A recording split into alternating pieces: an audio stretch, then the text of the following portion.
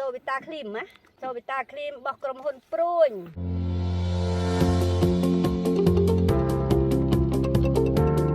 ខ្ញុំទឹមដាំទៅខ្ញុំដាំទី1ខ្ញុំឃើញផលល្អខ្ញុំឃើញផលល្អក៏បានលើកទី2ខ្ញុំដាំច្រើនខ្ញុំដាំ25កញ្ចប់ដល់លើកនេះតែអត់មានជំងឺដូច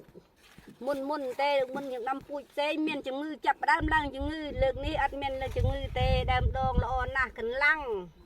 មកមួនហើយក៏ក្តាប់ក៏ច្រើនខ្ញុំពេញចិត្តជំងឺទេពីដើមធ្លាប់តែដាំពូជផ្សេងជំងឺឡើងអត់រហូតនេះកម្លាំងណាស់ពូជនេះខែភាសាណាឯងនៅពេលនេះខ្ញុំដាំខែភាសាព្រៀងផ្គរហើយនៅតែមាននៅតែល្អដើមដងនៅតែខ្លាំងសំខាន់នៅទឹកមកខ្លាំងវាក៏កម្លាំងខ្លាំងដែរវាចូលចិត្តទឹកដែរសូវីតាគ្លីមណា